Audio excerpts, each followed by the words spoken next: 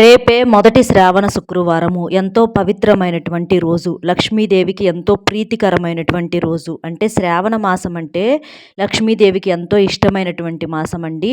కాబట్టి ఈ రోజున మీరు అంటే మనకు మొదటి రోజే శ్రావణ శుక్రవారంతో మొదలవటం ఇంకా గొప్ప విశేషంగా చెప్పుకోవచ్చు అనమాట.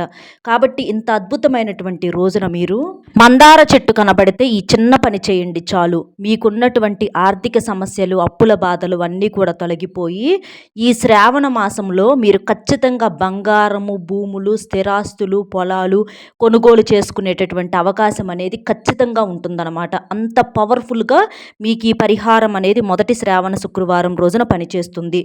మందార చెట్టు అంటే మనకు దేవతా వృక్షము. మందార చెట్టుకు అతేంద్రియ శక్తులు అనేవి ఎక్కువ.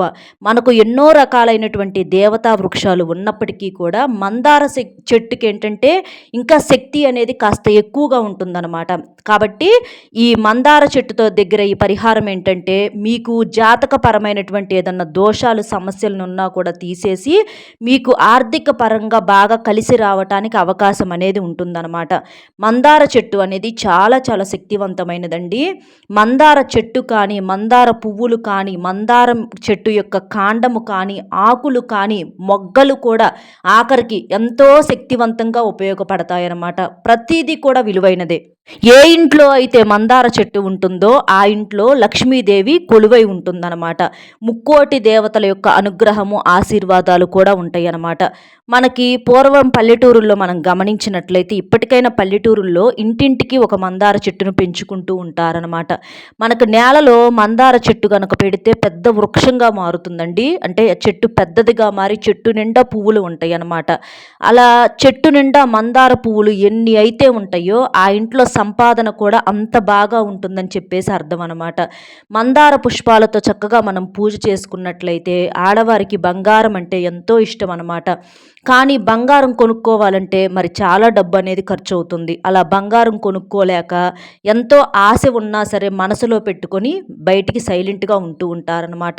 ఏదన్నా నలుగురిలో ఒక ఫంక్షన్స్కి వెళ్ళినప్పుడు కానీ ఇలాంటప్పుడు మిగిలిన ఆడవాళ్ళందరూ వేసుకొని బంగారము వీరికి ఏంటంటే అంటే లేక చాలా ఇబ్బంది మానసికంగా బాధపడుతూ ఉంటారనమాట. ఎందుకంటే ఎవరికైనా కోరిక అనేది ఉంటుంది కదండి, అలాగే ఆశ కోరిక అనేది ఉంటుంది. అలా మీరు ఏదన్నా బంగారం కొనుగోలు చేయాలన్నా కూడా మీకు ఈ పరిహారం అనేది మీకు ఎలాగైతే ఆగిపోతుందో ఆ అడ్డంకులన్నీ తీసేసి మీరు బంగారం కొనుగోలు చేసుకునేటట్లుగా ముఖ్యంగా ఈ శ్రావణ మాసంలో మీరు ఈ పరిహారం చేసి చూడండి. రేపు తప్పనిసరిగా ఈ శ్రావణ మాసంలో మీరు బంగారం అనేది కొనుగోలు చేసి తీరుతారనమాట. చిన్న వస్తువు అవ్వచ్చు, పెద్ద వస్తువు అవ్వచ్చు, ఆ బంగారం రూపంలో లక్ష్మీదేవి మీ ఇంటి లోపలికి అడుగు పెడుతుంది. అంత శక్తివంతంగా ఈ పరిహారం అనేది పనిచేస్తుందని చెప్పుకోవచ్చు అనమాట. కాబట్టి చక్కగా సింపుల్గా ఇది ఆడవారైనా మగవారైనా ఎవరైనా చేసుకోవచ్చు. చక్కగా రేపు ఏంటంటే ఉదయాన్నే లేచి ఇంటిని వాకిల్ని శుభ్రం చేసుకొని శ్రావణ శుక్రవారం కాబట్టి చక్కగా గుమ్మం బయట నీటితో కడుక్కోవటము, అష్టదళ పద్మ ముగ్గు వేసుకోవటం, పసుపు కుంకుమలు చల్లుకోవటం, ముగ్గు మీద గడపకు పసుపు రాసుకోవటము, కుంకుమ బొట్లు పెట్టుకోవటము, గుమ్మానికి మామిడి తోరణాలు కట్టుకోవటము, ఇంటిని కూడా శుద్ధి చేసుకోవటము, కాస్త రాళ్ళ ఉప్పు వేసి నీటిలో ఇల్లు తుడుచుకోవటము, పసుపు నీటిని చల్లుకోవటము, ఇంట్లో వాళ్ళందరూ చక్కగా తలస్నానాలు చేసుకోవటము, చక్కగా లక్ష్మీదేవి అమ్మవారి ముందల దీపం వెలిగించటము, దీపారాధన చేసుకోవటము, ఇలాంటివి చేయటం వలన మీకు బాగా కలిసి వస్తుందన్నమాట. మందార పుష్పాలతో అలంకరణ చేసి మీరు దీపారాధన చేయండి. ఇక మీరు పట్టిందల్లా కూడా బంగారం అవుతుంది. అంత తిరుగులేని ఫలితం అనేది వస్తుందన్నమాట. ఎందుకంటే ఎన్ని రకాల పుష్పాలు ఉన్నప్పటికీ కూడా మందార పుష్పాలకు ఉన్నటువంటి ప్రత్యేకతే వేరండి. కాబట్టి మందార పుష్పాలు అంత శక్తివంతవి. అంటే ఒక్క పువ్వు అయినా చాలు, మీకు ఏవి దొరకకపోతే ఒక్క మందార పుష్పమైనా సరే మీరు పెట్టేసేసేయండి. మీరు చేసేటటువంటి పూజకి 1000 రెట్ల పుణ్య ఫలితం అనేది వస్తుందన్నమాట. మందార పుష్పాలలో మనకు ఎన్నో రంగులు ఉంటాయి అన్నమాట. పసుపు రంగు మందార పువ్వులు, ఎరుపు రంగు మందార పువ్వులు, ఇలా చాలా రంగులతో ఉంటాయి. ఏ రంగు పుష్పాలైనా సరే చక్కగా మీరు అలంకరణ చేసుకోవచ్చు. ఇంకా మీకు ఎరుపు రంగు మందార పుష్పాలు అయితే ఇంకా మంచిగా, అంటే ఎరుపు ఏంటంటే ఐశ్వర్యాన్ని పెంచుతుందన్నమాట. ఎరుపు ఏంటంటే చక్కగా మనకి దిష్టిని తీసేయటానికి అలాగే డబ్బు పరంగా బాగా బాగా ఆకర్షణను పెంచడానికి ఎరుపు రంగు పుష్పాలు ఇంకా శక్తివంతంగా కలిగి ఉంటాయన్నమాట.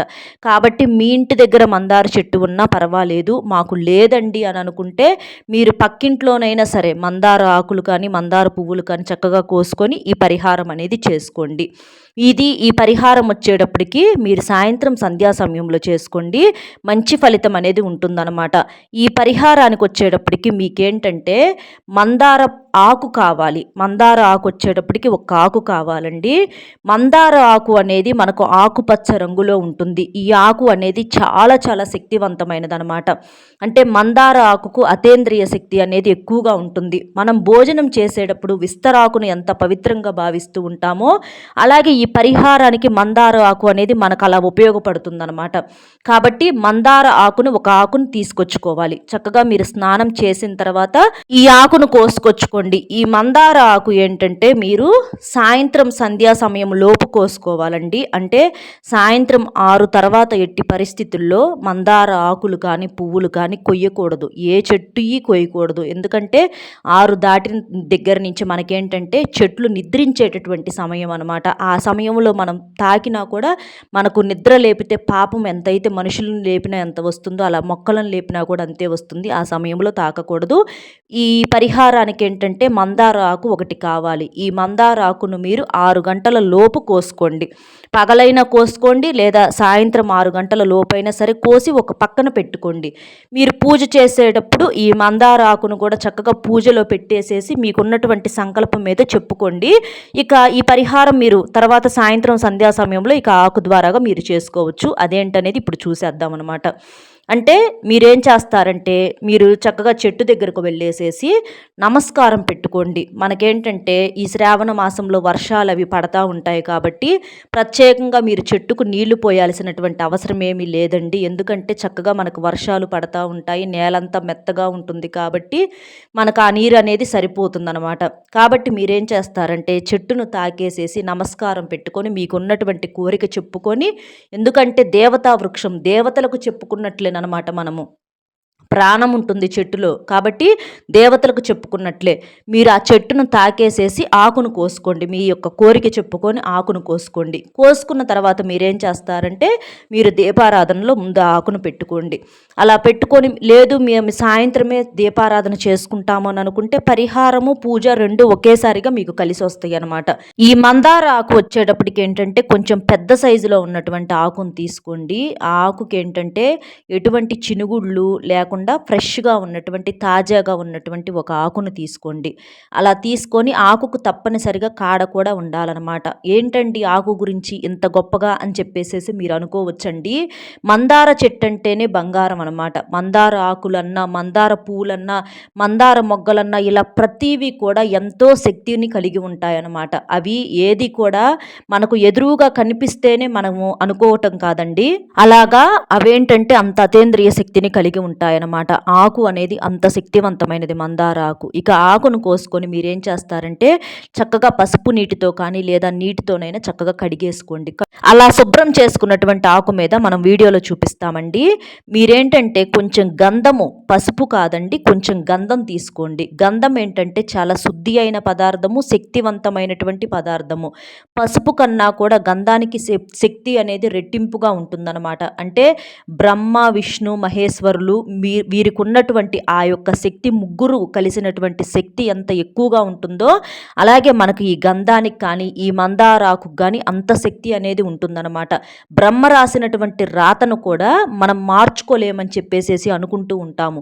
కానీ బ్రహ్మ రాసినటువంటి రాతను కూడా మనం ఇలాంటి చిన్న చిన్న పరిహారాలు చాలా శక్తివంతమైనటువంటి పరిహారాలు చేసుకొని మార్చుకోవచ్చు అనమాట. ఆ ఆకు మీద మీరేంటంటే గంధంలో కొంచెం నీటిని కానీ లేదా రోజ్ వాటర్ను కానీ కలిపేసేసి కాస్త పేస్ట్ లాగా చేసేసేయండి. అలా పేస్ట్ లాగా చేసిన తర్వాత మీరు ఈ మందార ఆకు చెట్టుకి ఒక చిన్న కాడ ఉంటుంది కదండి పుల్లలాగా, అది తీసుకొచ్చుకొని లేకపోతే మీరు మామూలుగా చేత్తోనైనా లేకపోతే మీకు అందుబాటులో ఉన్నటువంటి వస్తువుతో ఏదైనా సరే మీరేంటంటే ఆ ఆకు మీద వచ్చేటప్పటికి ఓం అని రాయాలన్నమాట. గంధం పేస్ట్తో మీరు ఓం అని ఇక్కడ చూపించినట్లుగా రాసుకోవాలి. ఓం అనేటటువంటి పదము విశ్వంలో అత్యంత శక్తివంతమైనటువంటి పదం అంటామన్నమాట. ఓంకారం అనేది చాలా చాలా శక్తివంతమైనది. కాబట్టి ఈ ఓం అనే మాటను రాసుకోండి గంధంతో. రాసుకున్న తర్వాత దీని మీద ఒక చిన్న బెల్లం ముక్కను పెట్టండి. అలా పెట్టేసిన తర్వాత మీరు ఇది పూజ గదిలోనైనా పెట్టుకోవచ్చు, లేకపోతే మీ ఇంటి లోపల ఈశాన్య మూలలోనైనా పెట్టుకోవచ్చు, లేకపోతే మీరు ఏదన్నా గుడి దగ్గరలో అందుబాటులో ఉంటే రావి చెట్టు దగ్గర కానీ, లేకపోతే గుడి ఆవరణ ప్రాంతంలో కానీ ఎక్కడైనా సరే మీరు దీన్ని పెట్టేసి రండి. అలా పెట్టడం వల్ల ఏంటంటే కాసేపటికి చీమలు వచ్చి తినటం మొదలవుతాయి అన్నమాట. నోరు లేని మూగజీవులు మనకు దైవంతో సమానము. అవి ఆ తీపి వస్తువుని తిన్నప్పుడు అవి చాలా సంతోషపడతాయి. అంటే వాటి యొక్క నోటిని తీపి చేసినట్టే. అంటే దైవం మనం అనుకుంటా ఉంటాం కానీ ఏ మనిషి దైవాన్ని చూడలేరు. కానీ ఈ రూపంలో నోరు లేని మూగజీవుల రూపంలో దైవం అనేది వచ్చి ఆ ప్రసాదాన్ని స్వీకరించడం అనేది జరుగుతుందండి. ఎందుకంటే మనుషుల్లో కుళ్ళు కుతంత్రాలు ఉంటాయి, కానీ నోరు లేని మోగ జీవుల్లో ఏ జీవిలో కూడా అలాంటి ఈర్ష్య అసూయ కుళ్ళులు ఉండవు. స్వచ్ఛమైనటువంటి మనసును కలిగి ఉంటాయన్నమాట. అలా వాటి యొక్క నోటిని మనం తీపి చేసినప్పుడు ఆ దైవం నోటిని తీపి చేసినట్లే. అలా తిన్నప్పుడు ఏంటంటే అవి మానసికంగా ఒక తృప్తిని అనుభవిస్తాయి. ఆ తృప్తి వల్ల ఏంటంటే మీకు ఉన్నటువంటి దోషాలు తొలగిపోతాయి, మీకు ఆశీర్వచనాలుగా మారతాయన్నమాట. అలా చేయటం వల్ల ఏంటంటే మీకున్నటువంటి ఏ సమస్య అయితే ఉందో ఆ సమస్య అంతా కూడా తొలగిపోయి మీరు ఏ కోరిక కోసమైతే ఈ పరిహారం చేసుకున్నారో ఆ కోరిక అనేది తప్పకుండా నెరవేరుతుందన్నమాట. అంత శక్తివంతంగా ఈ పరిహారం అనేది పనిచేస్తుంది. ఎందుకంటే చాలా చాలా సింపుల్గా ఈ పరిహారం మీకు కనిపించవచ్చు, కానీ దీని శక్తి అనేది మాత్రం సామాన్యమైనది కాదండి. ఎంతమందో చేసి వారికి ఉన్నటువంటి సమస్యను తీసేసుకోవటం అనేది జరిగిందనమాట.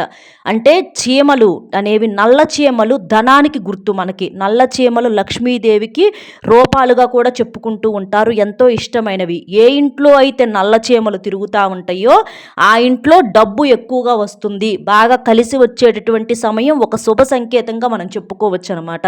కాబట్టి చీమలు ఏంటంటే లక్ష్మీదేవి రూపాలుగా మనం చెప్పుకోవచ్చు. ధనానికి చీమలకు అంత దగ్గర సంబంధం ఉంటుందన్నమాట. కాబట్టి అందులో బెల్లం ఏంటంటే మనకు దైవానికి నివేదన చేయబడిన పదార్థం. బెల్లం చాలా శక్తివంతమైనది. కాబట్టి ఈ మందార ఆకు మీద మీరు ఇలా పెట్టండి, చక్కగా అవి తింటాయి అన్నమాట. ఇలా మీరు ఎన్ని రోజులు అంటే చిన్న బెల్లం మొక్క చాలండి, మీకు 1-2 రోజులైనా మీరు పెట్టిన ప్రదేశంలో ఉంచండి. అలా ఉంచడం వలన చక్కగా చీమలు తింటాయి. తర్వాత మీరేంటంటే ఇక కాస్త కూస్తో ఉన్నా సరే కాస్త బయట ఆడన్న పెట్టేసేస్తే అవి తింటాయి. మీకున్నటువంటి కోరిక అనేది ఖచ్చితంగా నెరవేరుతుంది. ఖచ్చితంగా బంగారము, భూములు, అప్పులు తీర్చుకోవటము, సంపాదన పరంగా మంచిగా కలిసి రావటానికి చాలా సింపుల్గా ఈ పరిహారం అనేది మంచి శక్తివంతంగా పనిచేస్తుంది. కాబట్టి చక్కగా ఇలా చేసేసుకోండి.